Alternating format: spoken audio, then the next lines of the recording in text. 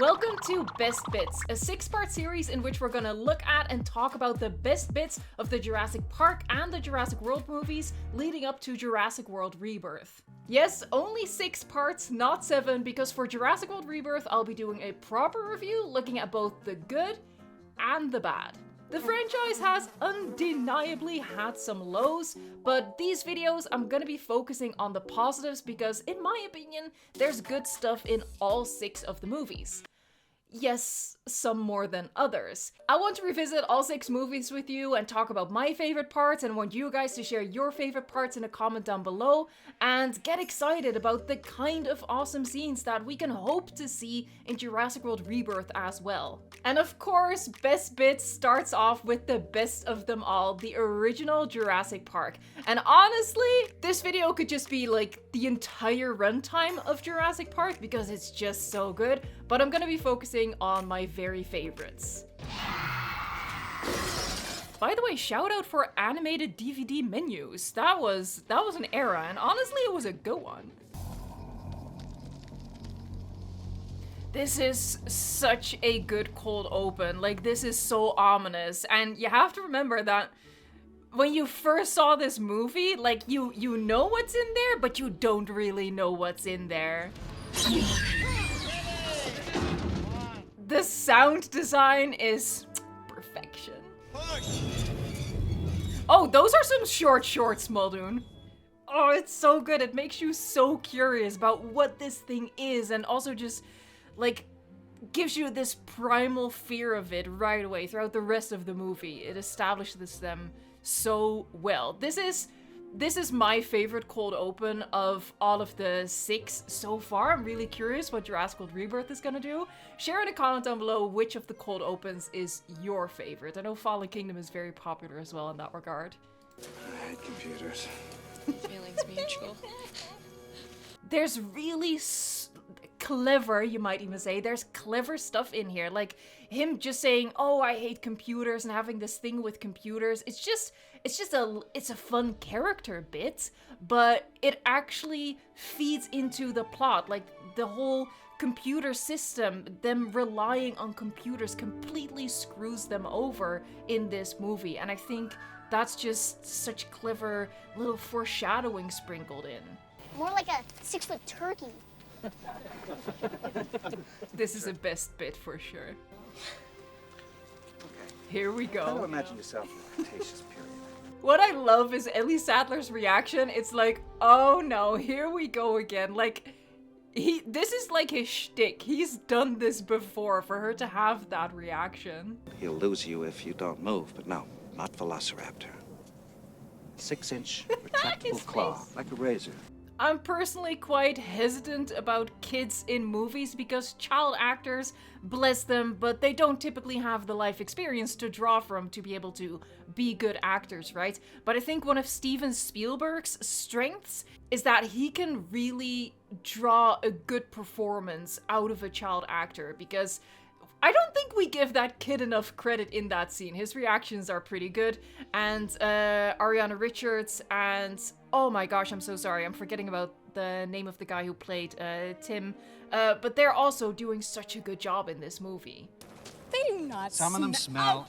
Baby smell. And that's another thing that David Koepp introduced that really works. Like, Alan Grant's dislike for kids was not in the novel, and by simply giving him this dislike for children at the very start, it allows Alan Grant to have a character arc which perfectly fits into his narrative that they lifted from the novel. You know, in the novel he ends up being alone with the kids, but yeah, they give it extra depth in the movie by making his starting point being that he's not a fan of kids at all, and then he grows to love them and to not be so harsh when it comes to kids. I think that's brilliant, and again, why I'm excited about the return of David Koepp here. Whose name do you think you are? This is so fun. And I'm delighted to meet you finally in person, Dr. Grant. And then, I can see that now. sorry, that's just comedic gold right there. There's so many like fun little gags in Jurassic Park. It's a little silly sometimes. It's maybe a little cheesy sometimes, but I think it's charming and it feels very, very genuine. And what are those? Small versions of adults, honey. And not just kids, everyone. He is so good. Okay, you might think this scene isn't anything special, but it's so special. With like this little turbulence in the helicopter, they do so much in showing the characters. You know, Gennaro really nervously puts on his seatbelt. He's like, yeah, I'm gonna, I'm scared, I don't like this, I'm gonna put on my seatbelt, but I don't want you to know that I'm scared. Ian Malcolm is totally cool, he's totally collected as he just, you know, smoothly clicks that seatbelt close around himself. And Alan, well, one is he shows that he's clever. Like, you know, he has wrong parts, but he figures it out. He just, you know, ties them together. So it shows his resourcefulness as a character. And of course, it's that little bit of foreshadowing. Like, technically, he has two what you'd call female parts of the seatbelt, and they make it work. They find a way. It's so good. I've seen this like 1,000,000 times, and it makes me emotional, man. I don't know what to tell you. This is so magical. Very good. Push. Push. What this movie does so well is establishing the dinosaurs just as animals, you know, by showcasing a velociraptor as this completely helpless hatchling that really, you just think to yourself, oh, that's cute. It's also kind of gross, but oh, that's cute. And then there's the reveal that that's a velociraptor, and you see what that becomes. And yeah, the velociraptor is kind of the villain in Jurassic Park, but they always remain animals, and that's so well done in this film that I think later on they sort of lost track of a little bit for you know, the sake of following certain story beats for modern blockbusters. But yeah, it's handled really well here. You really believe that they're real animals. Also, I'm gonna be mentioning this again later on at many points probably, but shout out to Stan Winston and the team for making real life dinosaurs on screen for us, like on set with the actors. Like, there were guys underneath the table pulling at different strings to make this baby velociraptor move. So good. Like, I understand that CGI has come such a long way, but this kind of magic, I feel, is done in camera, and it's brilliant. But His again, face. how do you know they're all from Oh, there it is. There it is. This whole conversation at the table is so good, and I almost feel like in a typical blockbuster, it quote unquote doesn't belong, right? Because it's so philosophical, intellectual, but it's so good, and it gives the movie so much depth, and it gives the characters so much depth. Like, these are doctors. They're all very smart people, and they have an intelligent conversation about this. Their morals are clashing with John Hammond and with Gennaro, and it does a lot in terms of giving the movie its theme and its messaging, and giving the characters their moment to shine, and making them feel like real people and real doctors with things to say, intelligent things to say, not just quipping and, you know, riding motorcycles along velociraptors. I don't know, I just feel like the main characters in this movie were real people put into this seemingly impossible to survive situation, which makes it really, really tense and really scary and really relatable. And later on in the franchise, it sort of devolves into the main characters being action heroes of the Jason Bourne, James Bond, what's Ethan Hunt? I was thinking, what's the guy from Mission Impossible? You know, it's that type of character, which I personally find a lot less interesting. I think this is where it's at. I hope Rebirth is gonna give us something like this, but I think not, considering that most of them are mercenaries, basically. Patented it and packaged it and slapped it on a plastic lunchbox, and now you're selling it. You want to sell it. Well, In my opinion, Ian Malcolm is kind of insufferable in the book. Jeff Goldblum does a really good job here at him being like this know-it-all figure who sees that it's all gonna fall apart, and he's kind of smug about it, he's kind of superior about it, but in a way that kind of feels earned. Yeah, in the novel, I honestly wasn't that big of a fan of his character. Like, yeah, he was right, but he wasn't necessarily likable. Whereas here, they've done something really good with the character that I personally think didn't quite land in the novel. There's just, yeah, there's some character stuff in this film, with Alan Grant not liking kids, giving him a character arc, John Hammond being more likable, Ian Malcolm being more likable, that just, in my opinion, improves the characters over how we saw them in the novel. That might be a hot take, because you guys know I love the novels. I really do. I feel like the movie got some things better. And the only one I've got on my side is the blood-sucking lawyer. Thank you. I love that he just straight up takes it as a compliment. And then my teacher told me about this other book by a guy named Backer, and he Slam the door in his face. She said I should ride with you because it'd be good for you. Don't be scared. Come on, it's okay. We'll do tranquilizer for me. She's sick. Everyone's love for dinosaurs is just so precious. Oh my god. Alright, here we go. This is one of the best scenes in the entire franchise, not just in this movie. Power, I didn't say I was scared. I didn't say you were scared. I know. I love it so. The characterization is so good. Oh, did I even address this? Another great thing that the movie did over the novel, no disrespect, is the changes to the kid characters. I've talked about Alan Grant, John Hammond, Ian Malcolm, but Lex and Tim, especially Lex, are definitely much better in the movie, in my opinion at least. Lex being the older one with the hacking skills, and Tim being the younger one who's like a dinosaur fan who like sort of becomes this character that the young dinosaur loving kids in all of us can connect to. I think that's another stroke of genius when it comes to the character work in the movie in comparison to the novel. Steven Spielberg is just a master at building suspense. Like, this is so clever. The animatronics in this, so good. Everything is working together so well in this scene. Keep absolutely still.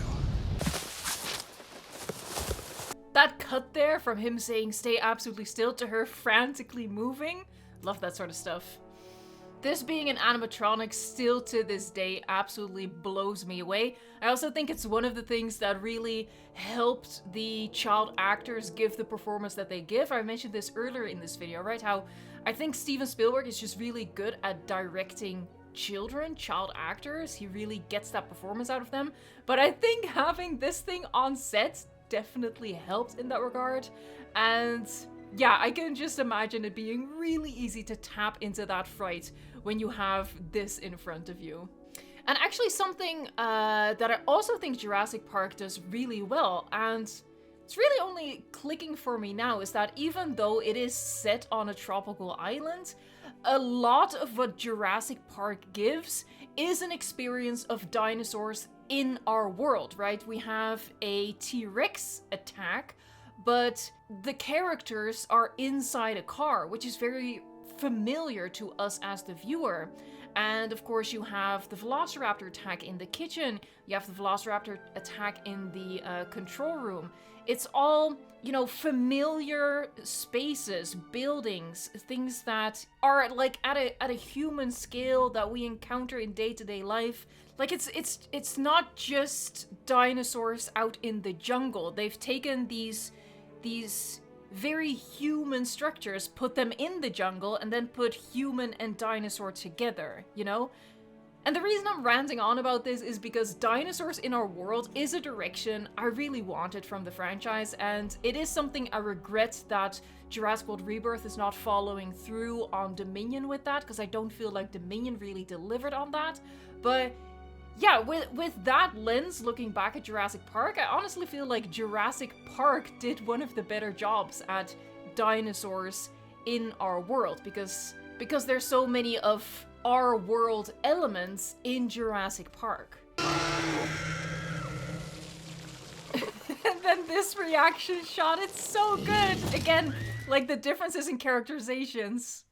This scene, it truly has it all. It has the great acting from the adult actors, from the kid actors. It has the groundbreaking CGI. It has the animatronics. It has the brilliant direction and cinematography. The whole setting and atmosphere of it. It's so expertly done. And this moment with both Alan Grant and Ian Malcolm reacting heroically to what they're being confronted with right now takes me back to what I said earlier. I like that these characters are normal people. Like, okay, they're doctors, so, you know, they're a little bit smarter, very much smarter than the average person, but they're not action heroes. So for me, it feels extra brave when just a paleontologist and a chaotician, like, risk their lives like this. To me, that's different than someone like Owen Grady, who's former military, obviously a very brave person, but, you know, it's the personality type where bravery comes more naturally. I don't even know if I'm making sense. Like, obviously, risking your life to save other people is always a brave thing to do, but I think someone who has military training and experience, it's a little different than a guy who just studied dinosaur bones, thinking like, I'm gonna wave a flare in this T-Rex face and hope for the best, because I have to save these kids. I don't know, it hits different. That's one of the best Rex roars. That's not even like her classic iconic roar, but that one is probably my favorite. Why am I even talking about my favorite Rex roars? I just love this movie so much. I don't know what to tell you. I can rave about every single thing in here.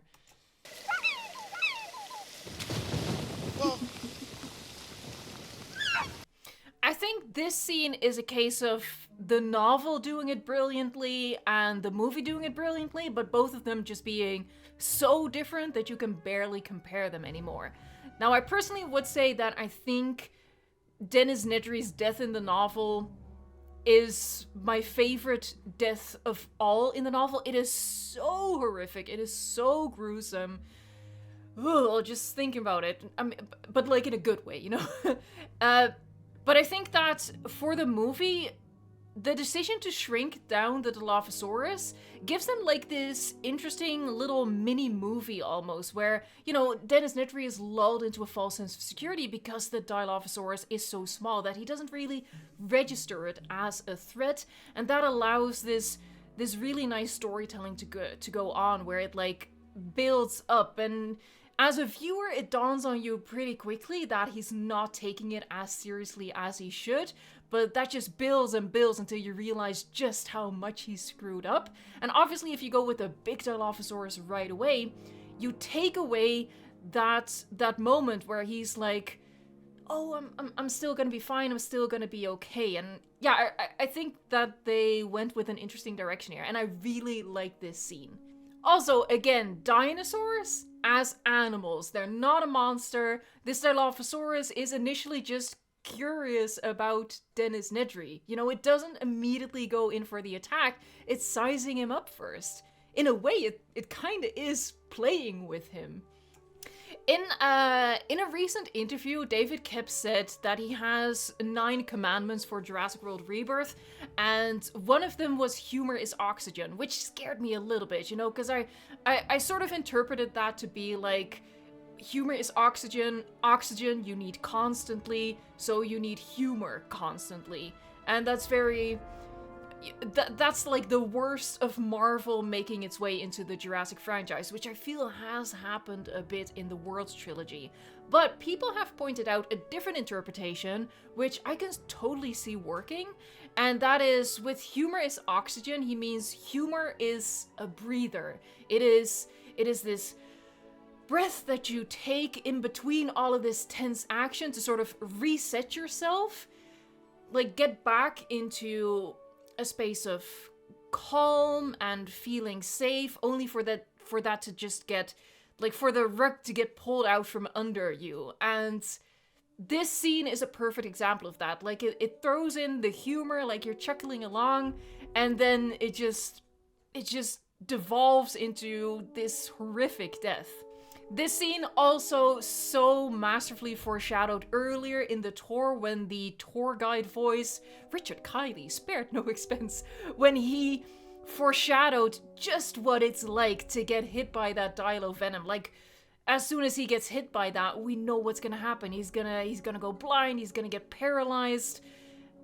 There's just so much in this movie, little nuggets, little treats, little appetizers that pay off so well later on. This movie was just masterfully crafted. Everything feels so purposeful. And I don't wanna diss on like the later movies, because this is a series about positivity, but you know, this video specifically is about being positive about Jurassic Park specifically. So I will say that later on, as the franchise progressed, it starts to feel very much like the scripts were a first draft or a second draft, whereas this really feels like someone tinkered away at this script until it was absolutely perfect. Like, this feels like the 20th iteration of this script to have all of this so perfectly work out. Leave it to the director of Jaws to make something as simple as ripples in a water surface to be, like, the harbinger of doom. Her scream. This is another table scene, to put it very literally, and another beautiful character moment. And this is where the change in Hammond's character pays off so nicely. I don't know, I think it's pretty special that a dinosaur blockbuster has intimate conversations like this. I think it's really indicative of a writer who knows how to write characters and who knows how to write dialogue. So again, I know I keep saying this, and I know not everyone agrees with me, but David Koepp returning to the franchise is such a big source of hope for me for Jurassic World Rebirth. It's so good. It's so good. It's good. Yeah, I agree. It's so good. Spared no expense. We're back in business. That's still the biggest scare in the franchise for me. I love the reveal of the arm. I must have seen this like 100 times, but I still feel like that sickness from tension. Like, oh, why didn't you set up your rifle before? And Clever girl. the novel is absolutely gruesome in its descriptions of character deaths, and you know, I've talked about I would be all on board with like an R-rated entry in the Jurassic franchise, but you don't need to be R-rated to be absolutely terrifying, because, you know, we didn't see anything here, but his screaming is... Oh, the bunny jumped. But his screaming is so visceral, so real, way too real. And of course, you have in the back of your head that speech that Grant gave at the beginning, where he was telling that kid, they eat you alive. This is, in my opinion, the best scene in the entire franchise. And here we have another brilliant cut coming up between, like, what's established in dialogue and then contradicted. Unless they figured out how to open doors. There. This scene scared me so much as a kid, and it honestly still does. Like, you know, I'm recording a video right now, so the mindset is different, but if I watch this, like, just silent in a dark room, this stuff still scares me. And that's why I want more of this. Dinosaurs in an environment that I recognize, that I can picture myself in. I don't spend a lot of time in tropical jungles, so yeah, this has way more impact to me. Yeah, I mean, I don't think it's a hot take to say this is a much better version of Lex than what we got in the novel. Like, she's resourceful, she's heroic, but still believable as a kid. But yeah, she's a big sister saving her little brother. This reveal. Ellie, boot up the door locks. They're so scary. Oh, please, Rebirth, make them scary again. So Steven Spielberg added this as like a last minute idea. This wasn't how this scene was supposed to go, what was supposed to kill the Velociraptors. But I think it's a stroke of genius to bring the T-Rex back and make her, you know, kind of like an anti-hero or an accidental hero. I feel like they've been trying to recreate this moment, not realizing that recreating this just makes it insincere. And that concludes the first episode of Best Bits. If you enjoyed it, give this video a like, and please do share your own favorite moments in a comment down below, and know that I had to skip some scenes that I absolutely love for this video because, yeah, the original Jurassic Park is full of best bits.